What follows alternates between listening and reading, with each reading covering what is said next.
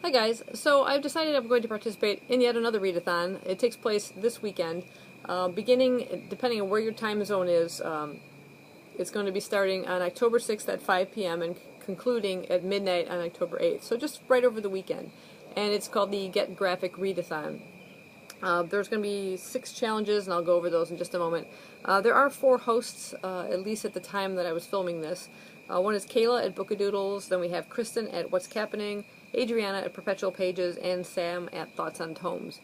And they've set 6 challenges for the readathon, and that should be fairly doable, considering most graphic novels and or manga or comic books are fairly short.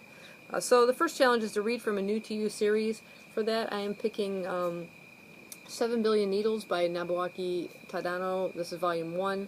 I think it's only a 5-volume series, but I've only have the first 2 because they're kind of out of print, and I don't know if I'll find the others, but I figure I might as well go ahead and start it. It's something that fits this challenge. It's new to me. I've never read any of them before. It says it's sort of it's a take on the alien invasion, but in a Japanese high school. It does look like it has kind of some horror elements too, which is another reason why I kind of decided to pick it. Challenge number 2, read 2 installments from the same series, and again I tried to pick something that had a more scary horror element to it. And I went with Higurashi, When They Cry. I picked the first 2 volumes. This is a rather long series, but it's broken up into different arcs. So the series is numbered across the top here, but then the arcs are numbered down below, and this is the Abducted by Demons arc, which is just a 2-arc part of it. So the story is by Ryukishio 7 and art by Karen Suzaragi. So what this basically is about is life couldn't be better for Keiichi Maebara. Sure, he's moved to a sleepy little town where nothing happens and high school consists of a one-room schoolhouse. But his new friends and fellow students are all cute girls. When he happens upon a story about a grisly local murder, however, his contentment turns to uneasiness as he finds himself drawn into a web of silent intrigue that involves his newfound friends and threatens his very existence. So that's the 2-volume from the same installment. Challenge number 3, read a work of over 300 pages.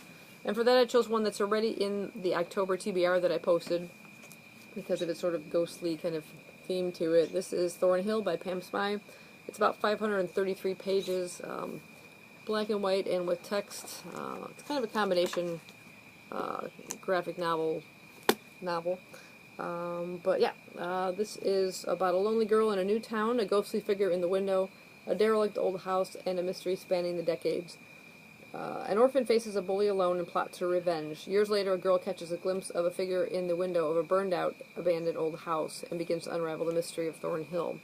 So it sounds kind of spooky and everything. I thought that'd be pretty good. Number 4, read a work with black and white art. Most of these are all black and white art, but I just decided to pick another book for that challenge, and I went with Dissolving Classroom by Junji Ito. It's a collection of short stories. It's all black and white art, and he's like the master of Japanese horror, as you can just tell by the melting students on the cover of the book. It should be pretty gruesome. Yeah. And then number 5 is pick out a read from a friend, a graphic novel or whatever from a friend's recommendation.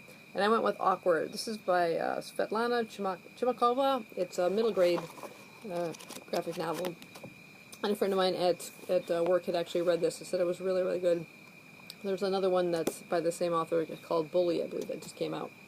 This one says, the cardinal rule number 1 for surviving school is don't get noticed by the mean kids.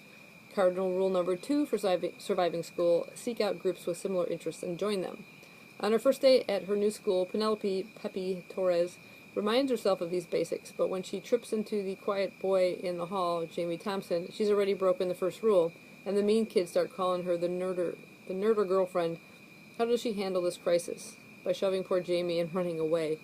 Falling back on rule number 2 and surrounding herself with new friends in the art club, Peppy still can't help feeling ashamed about the way she treated Jamie. Things are already awkward enough between the two, but to make matters worse, he's a member of her own club's arch rivals, the Science Club. And when the 2 clubs go to war, Peppy realizes that sometimes you have to break the rules to survive middle school.